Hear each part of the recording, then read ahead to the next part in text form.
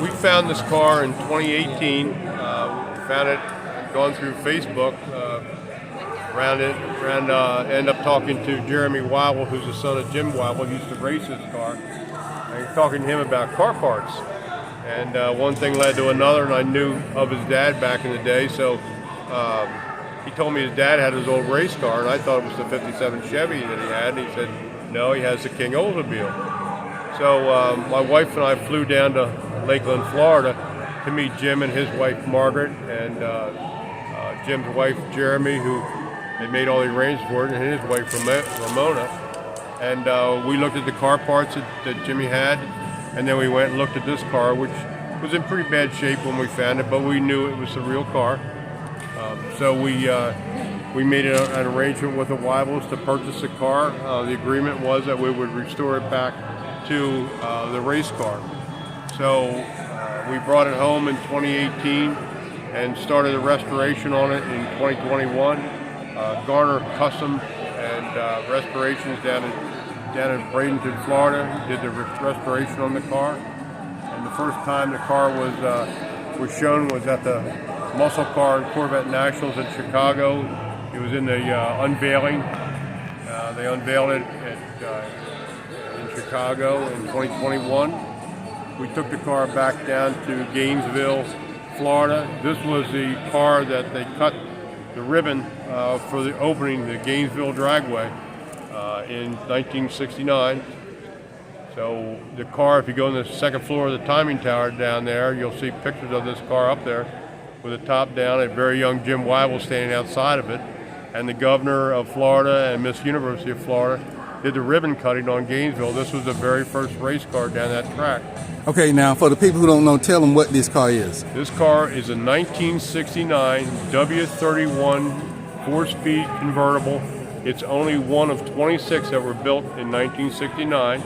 It's part of the Summers Brothers racing team, Tommy and Dickie Smothers racing team, although Tommy wasn't involved. It was all pretty much Dickie.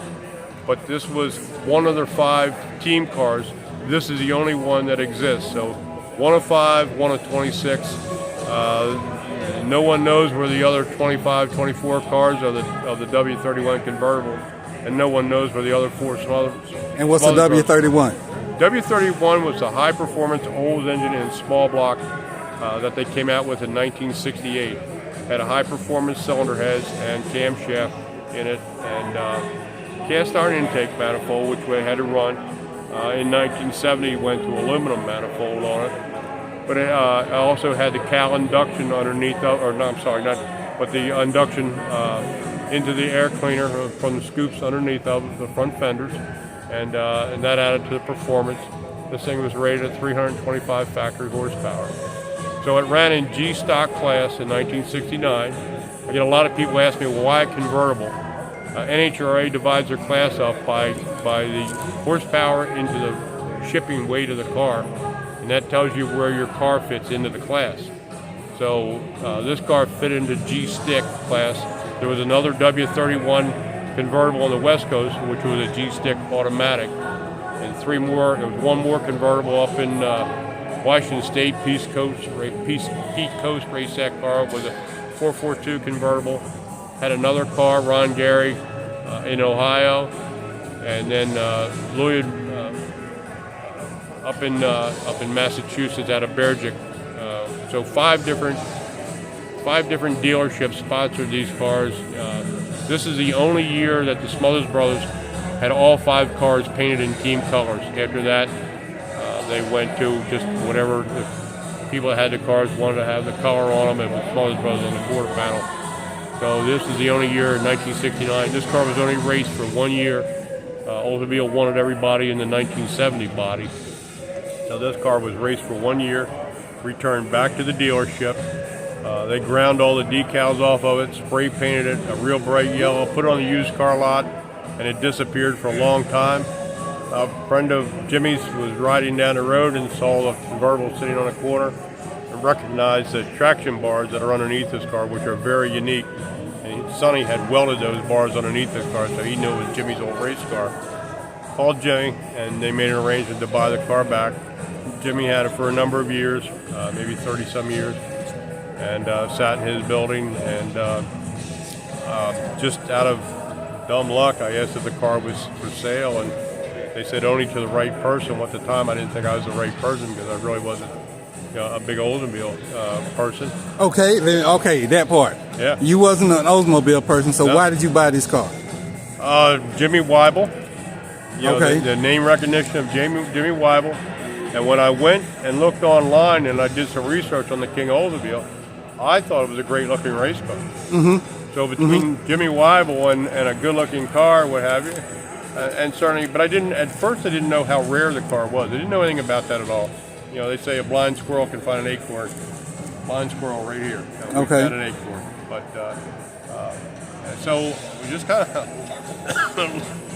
excuse me, like the looks of the car, just from the internet picture. Okay. And brought it home and had it restored and thrilled to death with it. Now we've, excuse me, I'm getting over a cold.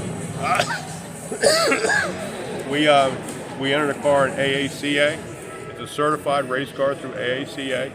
It won its first junior and was immediately nominated for a national award and won a national award the very first year out with the car. And then it won its senior. Then it won its preservation awards. Then it won its Grand National, first Grand National. We're going to take it to Dayton, Ohio in July and try to get a Grand National award with it. So that's on the AACA side. Oldsmobile side, we've shown it at the Oldsmobile Nationals one time. It's got its junior with it. And it's been in invited to a number of different concours shows and won an award at every concours show it's ever entered. So we're very happy with the car, very proud of the car. Okay. Well, thanks for your time. I'm just gonna, walk around. Sure. And I want to see the battery. Where's the battery? Right there. Okay. Double battery. So with the Number 5 cylinder head, w31 number 5 cylinder head. So with the W31s, they didn't have to put them in the trunk. No, you weren't allowed to put them in the trunk in stock pack. This is considered a stock eliminator car. Okay. So you had to run it in stock configuration. I will. Hold on.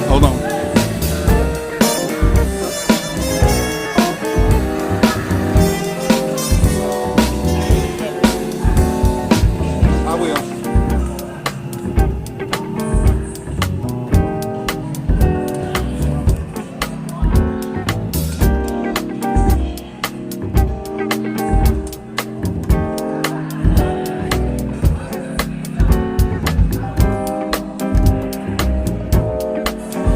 Hold on, let me get some more of this.